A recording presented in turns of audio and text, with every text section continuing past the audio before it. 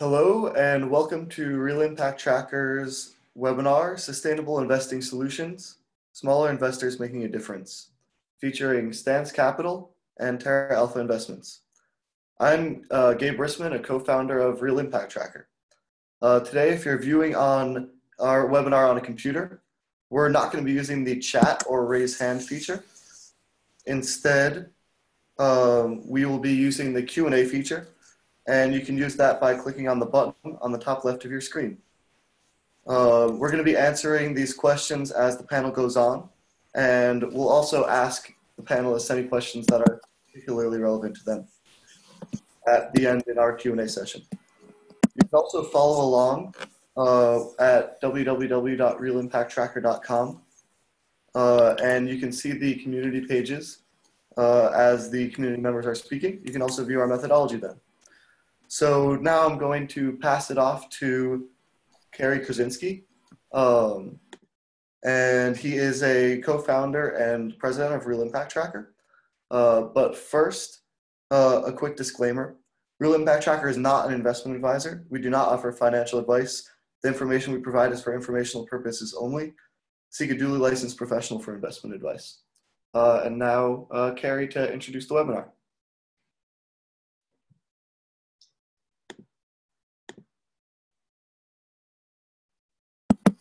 Can everyone hear me? Yes. Great. Great to be with everyone. Great to be with you all. Thanks for joining us. This is our second webinar of our certified Real Impact fund manager community. We're very excited to have with us today two excellent fund managers that have gone through our process, that being Stance Capital and Terra Alpha. Just a few words before we turn things over to them. First of all, if you haven't taken in our first webinar, that's available on YouTube now. Work that was done and continues to be done by two of our other first cohort of certified fund managers and Stewart Investors based in Edinburgh, and as well as Zevin in Boston. What's really important, I think, of the 5 fund managers who formed our first cohort is that they're all agitators for positive change. And that's super important. You know, think of Walden Asset Management and the work that they do, encouraging the largest fund managers in the world, such as BlackRock, Fidelity, and Vanguard, to do more. It's so important in an age where institutional investment has become such a large percentage of the ownership of public companies. So nothing could be more important in many ways than to agitate for positive change from fund managers themselves. And that's why it's especially exciting to have with us today 2 fund managers who both, in my view, have done excellent work exactly in this regard. We have with us Bill Davis from Stance Capital. Bill's played a senior role at Ceres and has very much been a leader in trying to shape system-wide dialogue and engagement and meaningful strategic change. So we'll hear from him first. And then we also have 2 representatives from the excellent Terra Alpha, and we'll let them tell their story, but they are extremely comprehensive, very interesting work that they're doing, engaging with other fund managers at times, as well as companies, and trying to create an interesting way of investing that I think everyone should take a look at. So, you know, just to take a minor step back before we turn things over to our conversations today, we encourage your questions. We really do think it's important that every investor has a better sense of the impact they can have with their investment dollars. In many ways, nothing could be more important in this age of potential post-policy, certainly at a federal U.S. level. And it's really important to also consider, you know, what each fund manager is actually doing, not just this kind of take the holdings and calculate a number. That's causing great confusion in the market. So we're especially proud at Real Impact Tracker to be doing 3 things. You know, one is to rate funds publicly, and we'll continue to do that. You'll see us expand globally on that subject shortly. So watch the space. We're also intending to build more feedback mechanisms, as we mentioned briefly on the previous webinar, allowing for the average individual investor to have a voice, their own voice, and to turn what is increasing interest in having more impact with your investment dollars to actually having that impact through investment decisions, intentionality, engagement participation, and other things, which we're also very excited about. And the third part of what we do is what we're here to talk about today, which is to show publicly and visibly who's doing the best work in the field, who's doing work above our high bar minimum standard of work in this space. We have a high bar intentionally. We're not going to move that high bar an inch because we think it's super important to move what might be 5 to 10% of the market today to be 20% by 2020 and maybe 50% shortly thereafter. Because just think, if everyone really focused on what investors could do and collaborated in that respect, we'd really get somewhere in this age where people don't want to watch the news or otherwise frustrated by understandable things. So how do we build those necessary collaborations that Paul Pullman at Unilever talks about? How do we actually get together? How do we coalesce around an agenda? And how do we agitate for the necessary positive change? And how do we do that creatively? So that's going to require not only the largest institutions doing better work, but also new techniques, new fund managers rising up, this bottom-up approach. We need top-down change. We also need exciting innovation to occur from new players. And in many ways, that's what we have for you today in featuring two of our certified real impact fund managers, Stance Capital and Terra Alpha. So we're excited to hear from both of them. I don't want to take any more of our time today, other than to say thanks so much for being with us, those of you on the webinar. This webinar will be posted publicly so that, as with our first webinar, folks can take it in perpetuity. So without further ado, and in addition to the audience, please do prepare some thoughtful questions and share them as you have them in the mechanism. But without further ado, I'd like to turn it over to Bill Davis of Stance Capital for him to take us through the work that he's doing. So Bill, over to you. Thank you. Great. Thank you, Kerry. And, first of all, I guess I want to say thanks for the introduction and to you and Gabe and Patrick and the team at Real Impact Tracker, both for organizing this webinar and also, I think, for the work that you're doing, which is, I think, incredibly important. Hi, everybody. My name is Bill Davis. I am founder and managing director and portfolio manager at Stance Capital. I got interested in this space after spending about 10 years in what I would describe as the impact investing space. I was CEO and founder of a renewable energy company called ZGen. And around 2000, I ran the company for 7 years, and it was really due to the declining prices of natural gas that we basically developed a fairly innovative technology that we were unable to commercialize simply because of the sort of the externalities that faced our industry. And undeterred from trying to create impact through the work that I do, I got interested, and this was back in 2009, in trying to align capital, public equity facing capital, with my values, which are generally what would be described as ESG values today. And ultimately, I wasn't really comfortable with any of the investment choices that I was able to run across at the time. And that's not to say that there wasn't very thoughtful work being done around shareholder activism and social diligence. Those are two incredibly important components of impact and of creating impact. But at the same time, what I saw was an industry that was struggling to grow. And generally speaking, I think that the reason was that returns had a hard time keeping up with underlying benchmarks. And so it struck me that an important component to creating impact is actually to create a market where investors are actively engaged and where it's growing exponentially. And I didn't see that at the time, and I concluded that there was an opportunity to build a company that was really focused on generating compelling performance in addition to allowing investors to align capital with their values. So Gabe, if you want to actually take us to the first slide, that would be great. And by the way, I noticed that there's some folks on the on this webinar who are actually dialing in by phone. You're not going to miss much from my end. I have very few slides, and I can describe what's on each of them, I think, fairly succinctly. So I will start by saying Stance Capital is a young organization. We are a small team. We are basically 3.5 people at this point. And our mission is to build a company that helps investors align capital with their values without sacrificing performance. And I think secondly, one of the things that we wanted to do in structuring our company and our products is to challenge the notion that somehow or other values alignment equals underperformance. And this is I think it's a perception, whether it's a misperception or it's accurate, but historically it is a perception and therefore it is reality. I would say that the earlier years of responsible investing, perhaps it was more true than it is today, where I think actually it's very possible to generate market level performance while being aligned with values.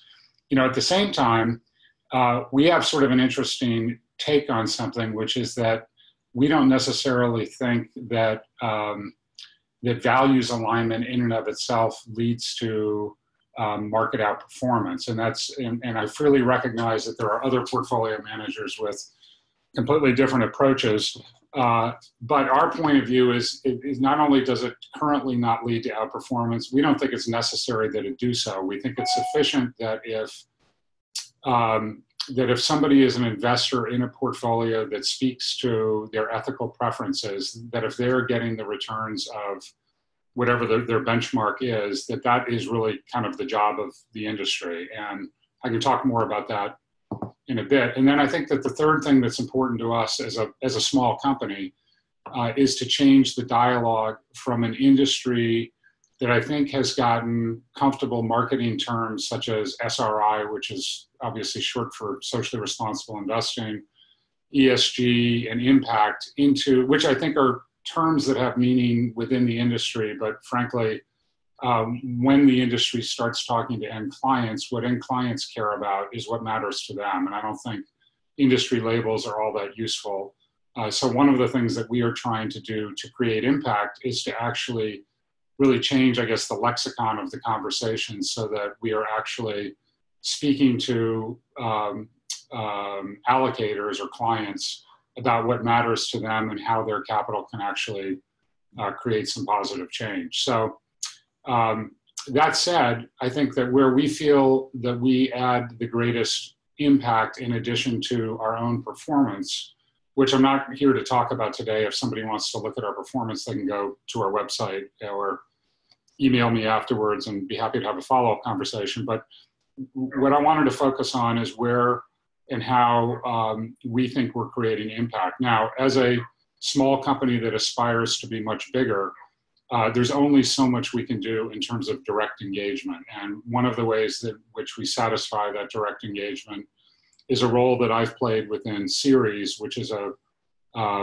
nationwide and in fact now a global organization that really focuses on corporate social responsibility as it relates to climate change. And Ceres does this both through direct engagement with corporations, public corporations, but also through something called the Ceres Investor Network on Climate Risk, which counts among its members, I think, something like $20 trillion of investable assets. So it's some of the largest pension funds and endowments and institutional allocators and asset management firms, not just in the US, but actually in the world. And so I've been involved in working with that organization for about 10 years. I helped form a President's Council, which is a strategy advisory board through Ceres and through UNPRI.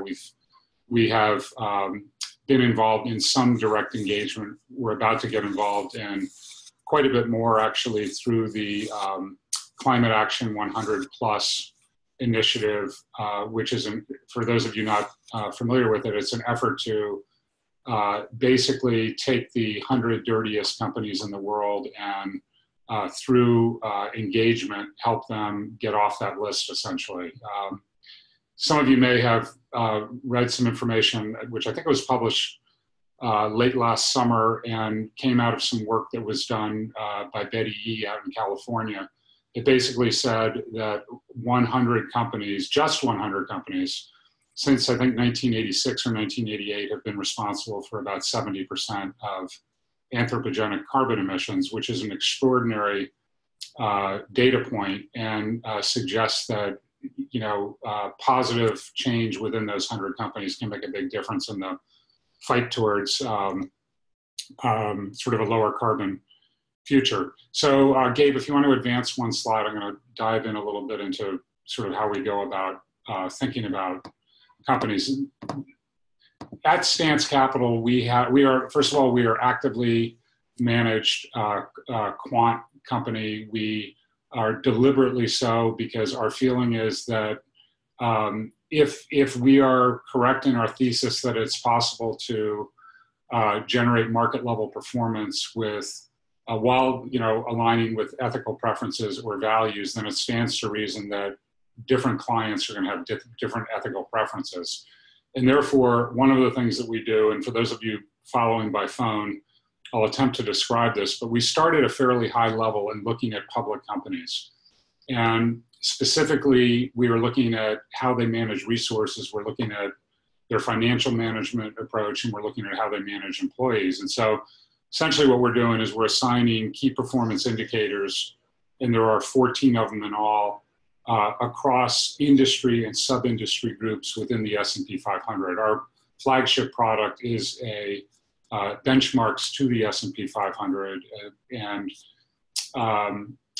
and basically we're looking at everything from energy and carbon and water and waste intensity to what's going on in the supply chain, under financial management, capacity to innovate, average CEO to average employee compensation schemes. We're looking at safety performance, turnover, and obviously, not every industry has one of these key performance indicators attached to it. So for example, we don't look at water and waste and energy and carbon within, say, a financial services company, but we're certainly going to look at all of those things within a beverage company or a materials or an energy company.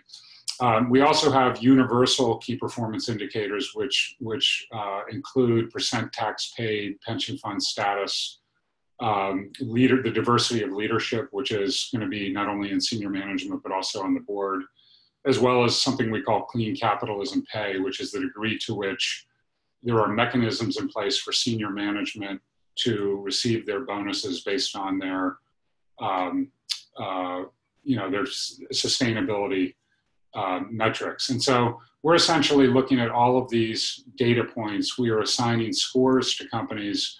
I should say we, in general, unless a client were to ask us to exclude an industry group, we don't necessarily need to do so.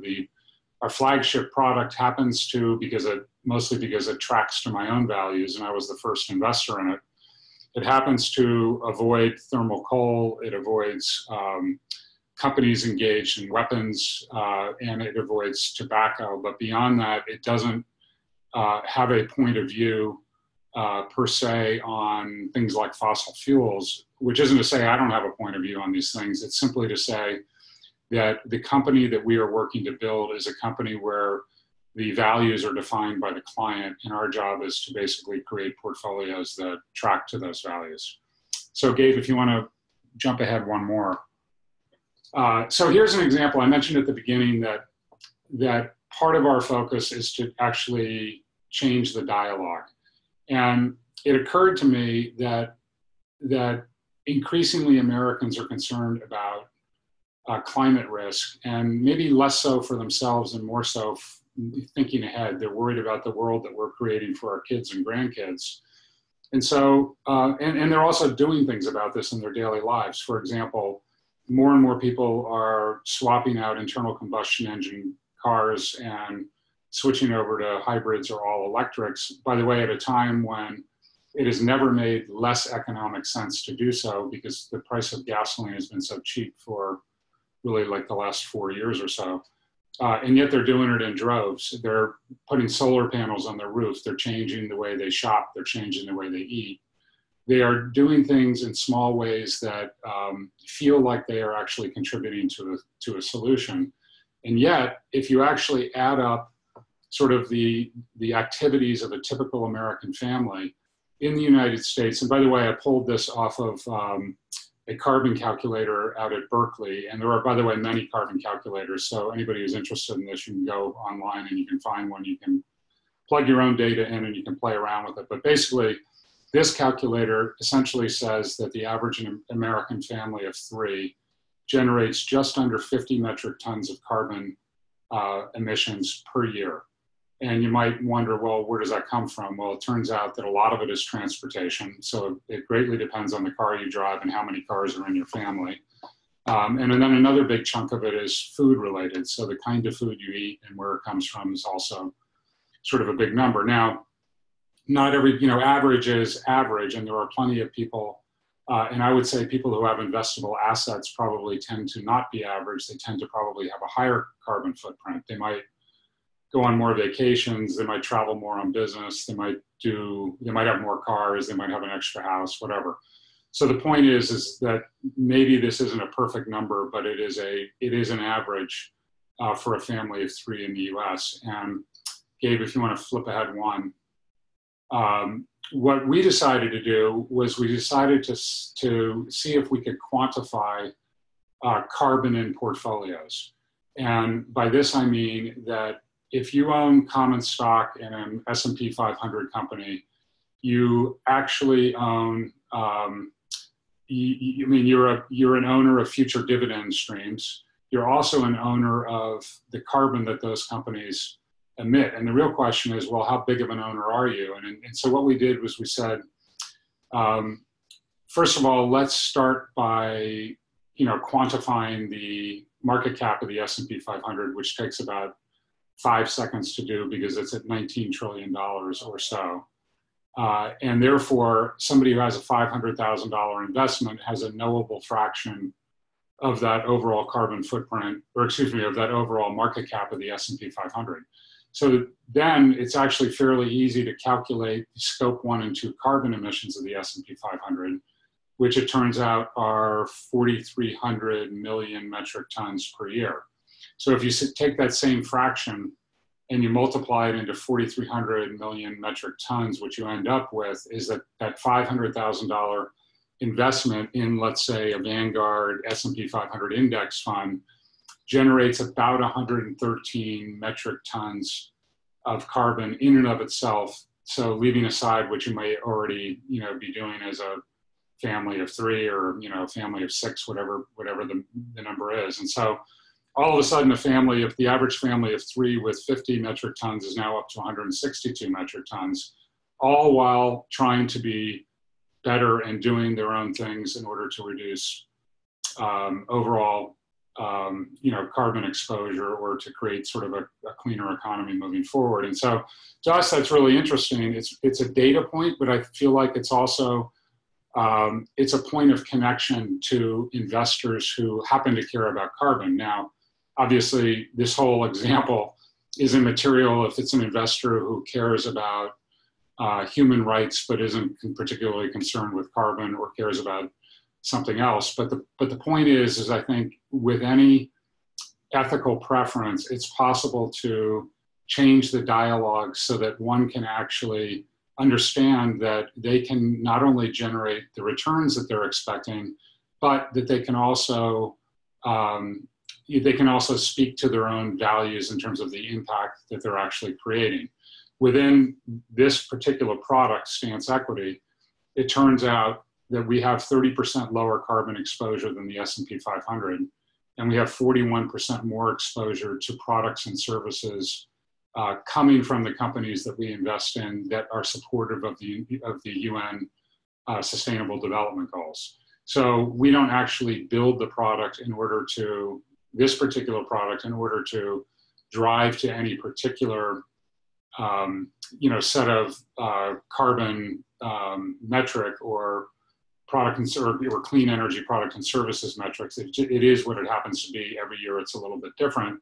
But this analysis actually, and conversations that resulted with our clients, actually led us to create a second product about 4 months ago, which is specifically focused on low carbon. In fact, it's a domestic all cap product with 20% of the carbon of the Russell. So the point is that I think this is an important way to not only help investors understand how they can have impact, but I also think it's a way to bring more investors into this space so that instead of being, you know, a $20 billion industry, which is what it was basically, you know, 5 or 10 years ago, it can become, you know, a $20 trillion industry, or roughly 1,000 times the size that it has. And that's one way that we will truly actually create impact, is if we can actually, you know, substantially grow the number of investors who get it and who want to align their capital with their values. So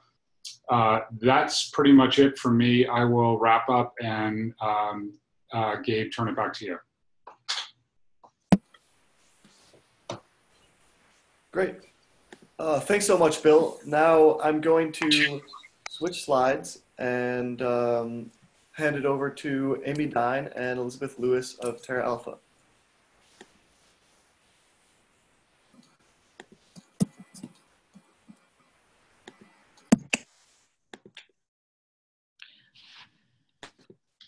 Great.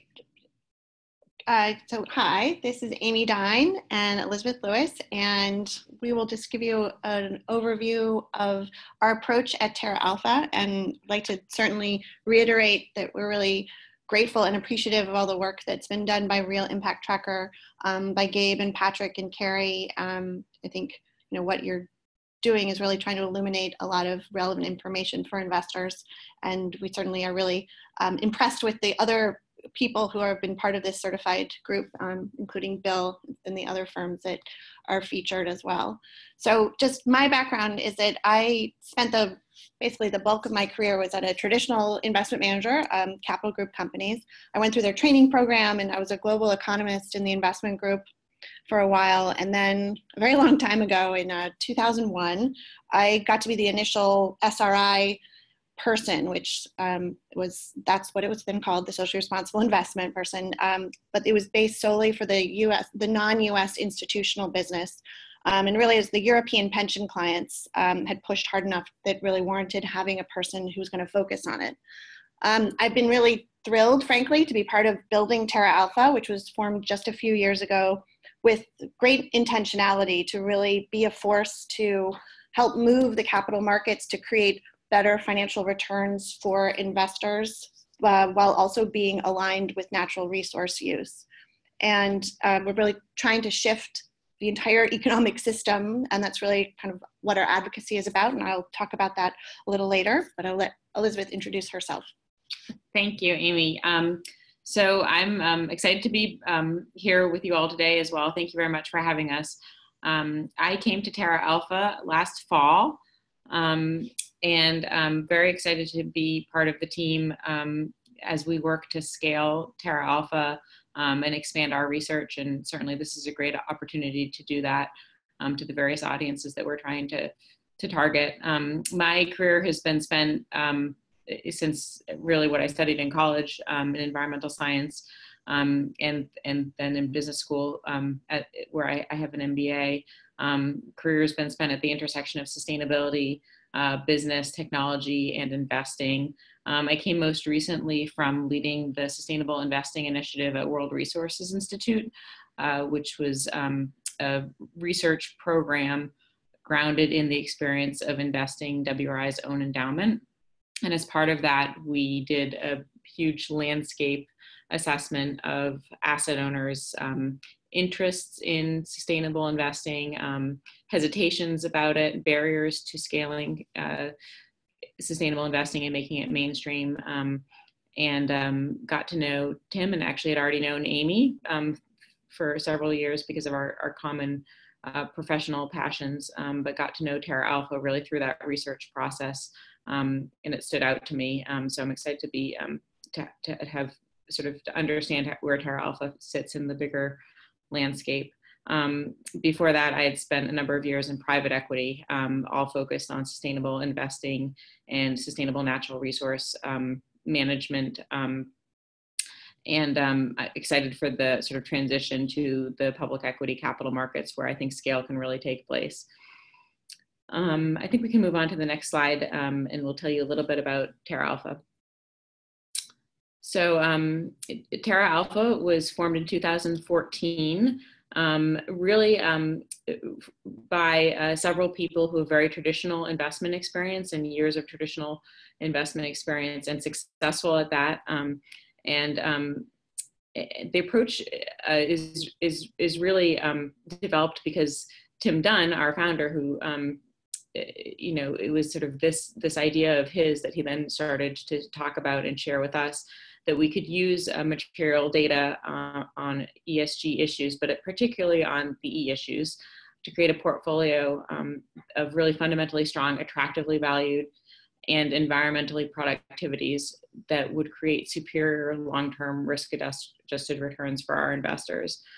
So, the crux of it is that we just think this is a better investment approach for all investors.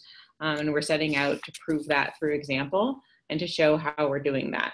So that transparency is really key and important to what we're trying to do here in changing the capital markets. As part of the business model, we advocate to businesses and to investors for the more rapid adoption of considering environmental productivity in businesses and in investment decision-making across the global economic system. So I think, just some key points that you'll hear us talking about today are that we really think that this information, especially around environmental productivity, will allow us and other investors to create superior long-term returns. So if you're interested in the long term, which most institutional investors and most individuals are, this will actually create better financial returns. And as a result, we benchmark ourselves to a traditional benchmark, also similar to stance to the MSCI is our benchmark. And then the other thing that you'll hear Amy talk about in particular is that despite our young age and our small size, we've been pleasantly surprised by the welcome reception we get actually when we talk to companies and talk to other investors about how this approach is just a better way of doing things for anybody, whether you care about whether this is really a core part of your values or not. Okay, we can move on to the next slide. Super. So this next slide really illustrates for us kind of how we approach investing and kind of the forces and the consideration we take to pull together our portfolio. We've, well, first of all, we've put together a global equity portfolio, and we think of it as a portfolio of the world's most environmentally productive companies. And really what we've tried to illustrate is how we have very traditional fundamental analysis factors that come into our consideration. At the same time, we're also taking environmental and social and governance issues in terms of the context of corporate behavior and bringing those also simultaneously into an integrated approach to coming up with a portfolio that we think will have effective, successful long-term returns. So what we do, and we'll go into greater detail in a second, but one of the things we've really tried to emphasize is that we want to make sure that this truly is integrated in terms of the data. We're kind of data obsessed, frankly, and that's one of the reasons that we advocate for greater disclosure in terms of environmental data as well. So I think I'll let Elizabeth go through the next slide, which also illustrates kind of in a more illustrative way our process. Great. We have a funnel process that relies on the data available to us, and then also fundamental investment analysis in combination. So if we start here at the top, I think the slide gives a very good overview of sort of the steps that our team takes to go through the process. And I should mention that each analyst on our team is focused on all parts of this value chain in this process. So we don't sort of segregate out the sustainability analysis to be separate from the fundamental investment analysis that we're doing. To us, this is one process, and this is the way that we make investment decisions. So we start with the companies that disclose environmental data. So out of all global publicly traded companies, disclosure universe is 2150 companies. This number is growing rapidly all the time. In fact, since the firm has been founded, it's grown pretty significantly. And the whole idea about starting with this is that we're very data driven. So we need this information to start our process. We believe the saying that if you measure it, you will manage it. And then, so the key data that we are evaluating is carbon emissions, water usage, and materials usage. We then select from that the most environmentally productive companies. So we do a multivariable sector-specific measure to gauge environmental productivity for each of these companies versus its peers.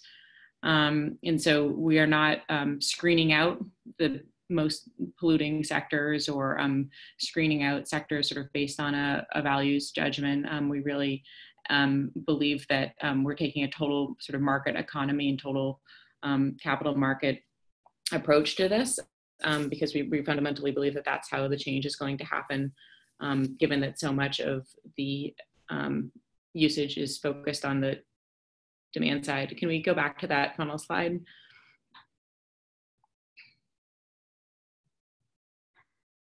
Okay, there we go. So I should just mention, we're not, we certainly consider stranded assets as a significant factor as to why to not invest in a company. But, we're really focused on the total market here. And then we move on to a fundamental, fundamental business analysis in the funnel, sorry, something happening to it. Okay, there we are. So so out of this group of 650 of the most environmentally productive companies, we look at the ones that have the strongest fundamental outlooks over the next 5 to 7 years. We are utilizing the investment experience of the team and very strong traditional investment experience of the team, over 90 years plus of investment experience. He's very used to doing this, and simply is just taking this new additional information that's becoming available from companies around environmental usage and environmental waste. Then we have independent reviews by the senior investment team members. And we're also at the same time doing really deep dives on the environmental productivity and analysis around that, because we don't want to rely just on even what's disclosed. We want to dig deeper before we would make any particular investment to make sure that all the information really backs up the fundamental story of the company as having a strong fundamental business outlook and a strong sustainable story to the business over time. And then we're doing valuations of about 125 companies, and we're investing our portfolio from there. And very important part of this is investing at the right price and making sure that our valuations going in are appropriate. Just I think as you would hear from any very good long-term investor going forward. And so it's worth mentioning a few statistics about our portfolio. The carbon intensity of our portfolio is 10% of what the average is of the universe of the total sector that each company is in. So we're sort of shaving off 90% of the carbon emissions for the companies that we own. For water, it's 18% intensity, and for waste, it's 7%.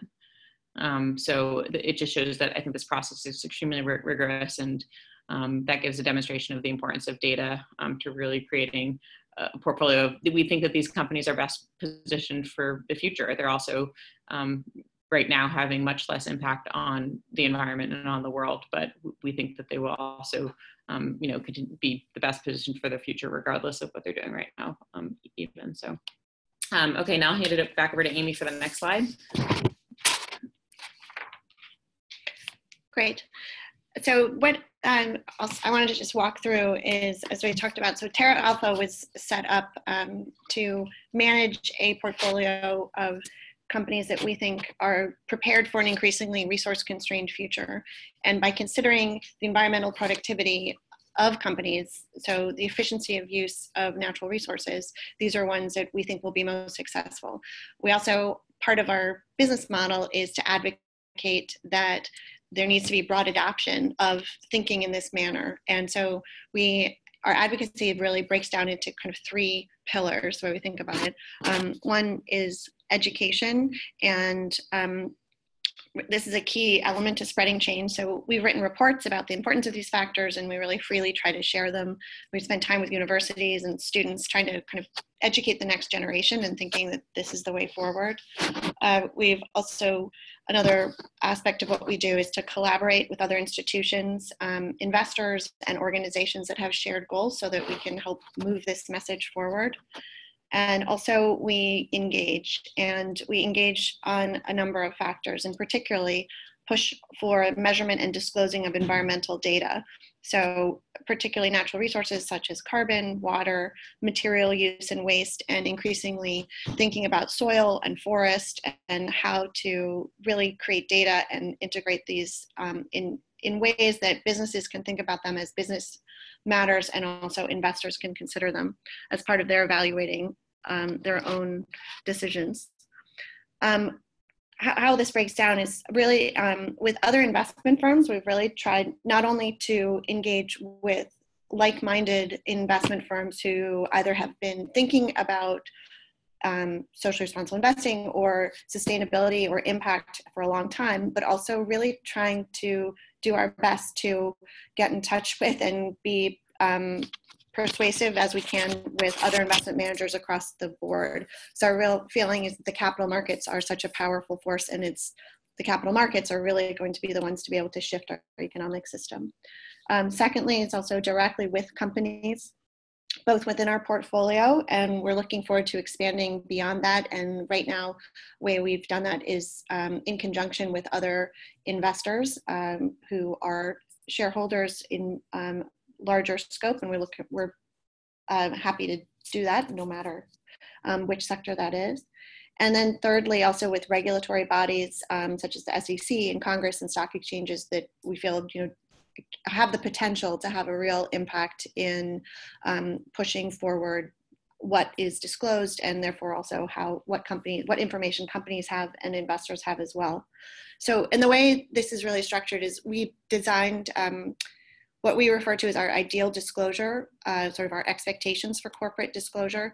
And we've shared this across the board with board members, with investor relations of our portfolio companies. And we also have this available to anybody and happily share it, which we laid out really kind of an evolution of what we demand right now for us to even consider companies. Sort of as we talked about right now, we look at emissions are the absolute requirement, and then the companies have to disclose that for us to even consider them.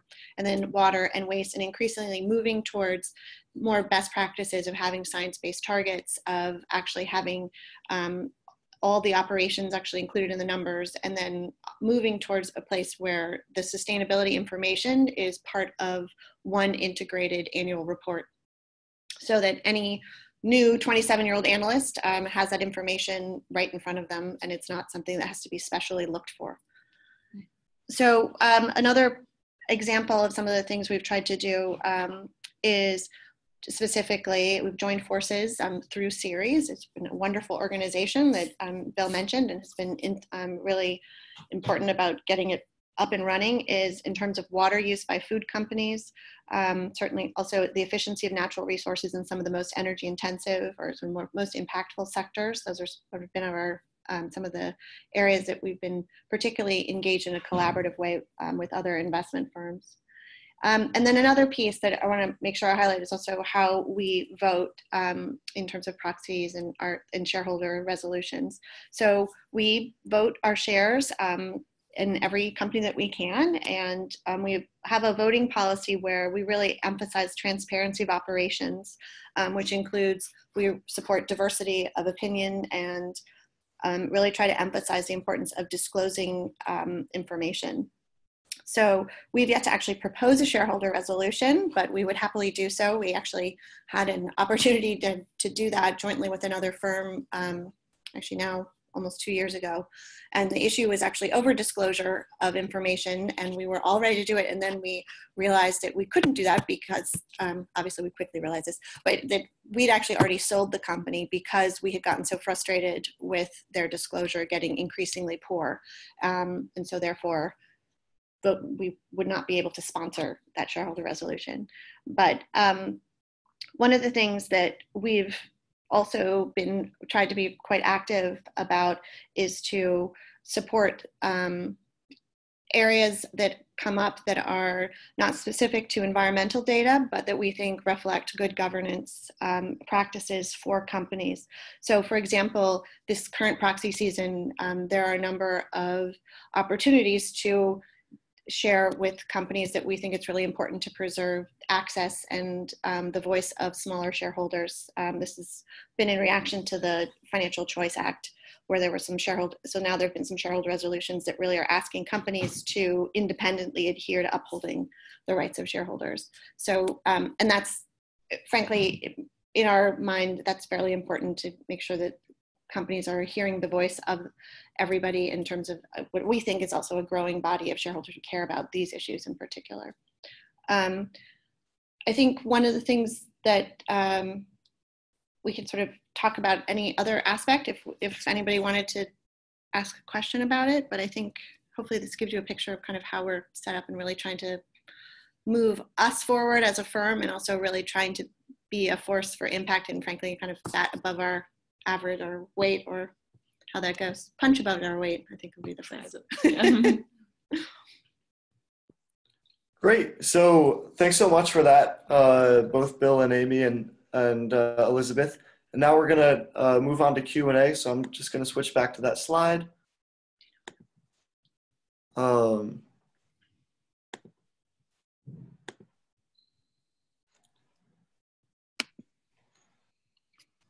And bring us back to the certified community. And while we're moving there, so the first question that I would love to ask you all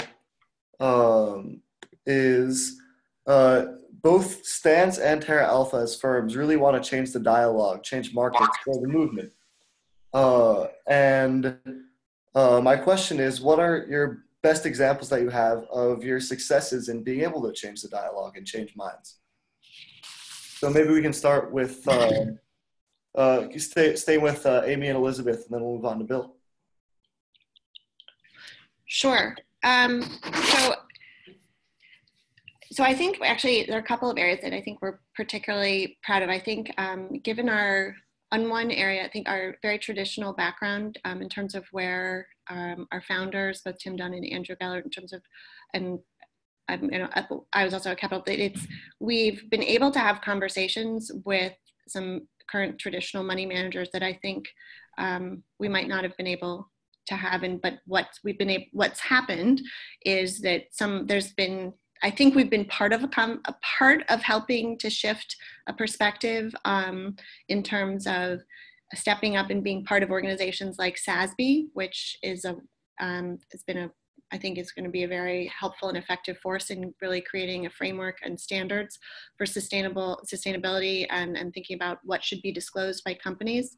I'm not going to name names because I don't think it's really fair. I think one of the things we're really also happy to see is that how this area is growing. One of our founding advisory board members, Catherine Collins, has now gone on to lead a new sustainability effort and a couple significant funds in terms of asset size at Putnam Asset Managers in Boston. And I think we sort of feel we have a little bit to do that. Catherine certainly stands on her own for sure. We're really quite pleased that she was it's been part of our team as an advisor previous to that. I think also in terms of our efforts in companies, I think what we've really been able to do is had conversations with companies about their information and relay to them that we're using it. That's been, I think, kind of one of our most interesting experiences. Is so part of our process is we really try to communicate with every company about what we are, who we are, what we do, why we invested in them. And it's been rather remarkable, frankly, the response rate that we've gotten back, not just from investor relations or the sustainability officers, but also even directly from CEOs writing us back and demonstrating that they understood what we said and read what we've been communicating, and appreciate that we're noticing what they're doing. And I think also in terms of some of the public companies that we own, for example, there's a very large social media company that was using some metrics that it makes it very hard to use that data to compare across sectors or comparable companies. And so we've been able, I think, to have a conversation to relay some other options about how it could then be useful for an investor. And Gabe, from Stance Capital side, I think, our view is that as a smaller company, we're not yet doing the direct engagement that we are doing some, but we're doing what we can. And yet we feel like that we can create some impact in maybe some other ways that actually have at least as much sort of leverage for the industry as a whole. One of these is just to step back and think about something that I think Amy just mentioned, which is working with advisors or intermediaries. And our view is that there's a considerable groundswell of interest among investors in getting aligned with their values, but the sand in the machine is really sort of at that advisory or intermediary level, where you have a lot of big wirehouses and you have other organizations that maybe think of this style of investing as where it was 20 years ago. Maybe they just don't understand it. Maybe they're sort of happy doing what they're doing. But the point is that they are not rushing out to embrace this and to begin to really, really move assets. And so we spend, I don't know, I think last year we met with over 300 investment advisory firms, whether they were structured as RIAs or broker dealers. Doesn't matter, but the point is that we are spending a lot of time educating intermediaries that getting aligned with values does not need to imply any kind of a performance trade-off. And that brings me to kind of a second point, which is we actually were published in a peer-reviewed academic journal called Journal of Environmental Investing, and basically sort of delivered our thesis down at Yale last fall. And based on a 4-year track record and based on some back testing prior to our track record, one of the things that we were able to demonstrate, at least insofar as the way in which we construct portfolios, which is a combination of sort of the rules-based analysis of sort of off-balance sheet behavior that I walked through already with the 14 key performance indicators, and a machine learning algorithm that looks at fundamental financial and risk factors. What we were able to demonstrate is that an ESG portfolio is really no better or worse than a random basket of securities, as long as you're willing to not market cap weight the portfolio and you put the proper risk fencing around it. And we think that that's a really important contribution to the whole dialogue around how to create more impact, because it means that portfolio managers should feel free to construct portfolios that speak to different value sets without necessarily either them or their investor clients fearing underperformance. And so those are the ways that we, I think, are primarily trying to create impact beyond doing what we can do based on our size in terms of direct engagement. Great, thanks so much. Another question that is very similar is, so as you're having these dialogues and growing the movement, how have you seen your work change and dialogues that you're having, conversations with clients and intermediaries change over the past few years, and how do you see them evolving in the coming years? Bill, we can start with you and then go back to the Terra Alpha team. Well, I think, it's a really good question, Gabe. I think that the dialogue is getting easier to have every day. When we came up with the idea for this company and our approach to portfolio construction, it was 5 years ago. And when we began a live track record 4 years ago. And as a young, small company, our biggest challenge is, it's in growing assets. And generally speaking, in financial services, people say, well, come back when you have 150 million or 250 million in assets under management, we'd be happy to invest with you. And I should point out that we are not building a wealth management business. We are actually mostly distributing our product on a sub-advisory basis to other financial services firms. So this issue of the chicken and the egg and, how to get big when everybody wants you to be big before they actually will invest in you is sort of a very real challenge. And I suspect Terra Alpha will have a point of view on this as well. But what I would say is that there isn't a week that goes by where we're not hearing from big organizations that are trying to figure out how they want to play in this space. And since a longer track record is very, very important in terms of any investor considering an investment, and we now have a 4-year track record, that makes us actually sort of, one of the more long-standing track records in the, what is commonly referred to as the ESG space. So I think that, I don't know where those conversations all go, but we're actually getting in reach from very, very big financial services firms that are saying to us, hey, how can we like what you're doing. It's unique, it's interesting. How do we, think about partnering or working together? And, it remains to be seen where a number of these things go, as I say. But the point is that 2 years ago, we were the ones that were kind of generating all of those dialogues, and now we're generating very, very few of them. So I think that there is significantly increased appetite for offering these types of products, and I think everybody's just trying to figure out how they want to do it. I would agree with what Bill said from the standpoint of Terra Alpha as well. I think particularly around, which is what Terra Alpha is most familiar with, but particularly around environmental challenges and particularly around climate change.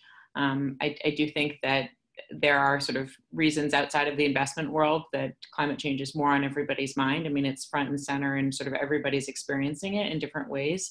And that's, I think, made people take that conversation and think about, okay, how are my own assets or my institution's assets fundamentally prepared for the long term, both in terms of risk and also in terms of opportunity. I mean, we've seen over the last 10 years where technological change or sort of fundamental changes in the economy, often driven by technology, can have a tremendous impact on a few companies that can grow exponentially. And if you're not invested in those companies, you're really missing out. So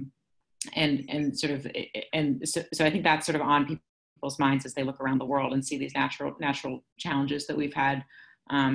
I think the data is also increasingly there. So that's really what's changed in 10 years. There is more and more data to be able to make these decisions. And it's not just sort of that you have a hunch, or that one company is doing better, or that a CEO has a better set of talking points than another CEO. We actually have real data about how companies are doing.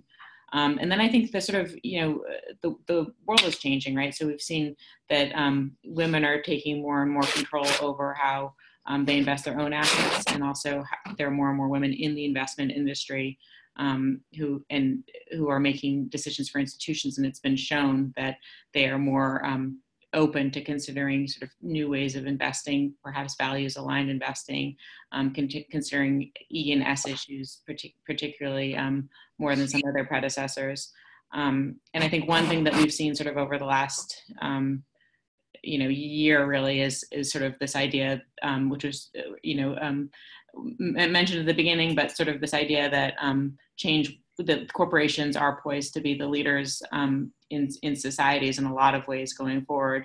And so investors are part of corporations. They act like corporations in a lot of ways, but they are also sort of looking to the corporations to be leaders on a lot of these issues that perhaps government is not acting on going forward. And that certainly translates to somewhat the way that institutions are investing, certainly foundations, educational institutions, institutions that have a sort of values alignment, but very much also individuals and people. They want to be able to invest their money in a way that they think is creating some change in the world when perhaps they're not able to in other ways, other arenas as much.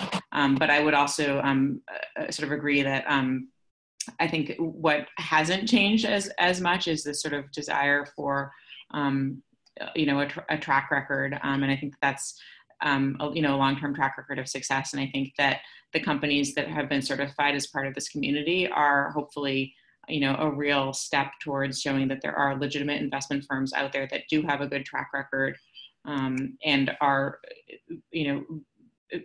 very sound investment options for anybody interested in this. So it's certainly, this is not an area where there are niche options anymore. There are real options that should fit squarely into the strike zone of any traditional investment advisor or asset owner. Thank you. And yeah, all those trends that you mentioned, both of you, are very encouraging to see. And hopefully, as you said, Elizabeth, the community can help continue pushing the bar forward and showing that all this works. So with this, I want to thank the panelists for participating and making this a fantastic webinar, and thank to all the attendees for joining and giving your time. Again, you'll be able to see a recording on our website shortly, and you'll also receive a note about that. And thank you very much. I hope everyone has a fantastic week. Thanks so much. Bye. Thank you.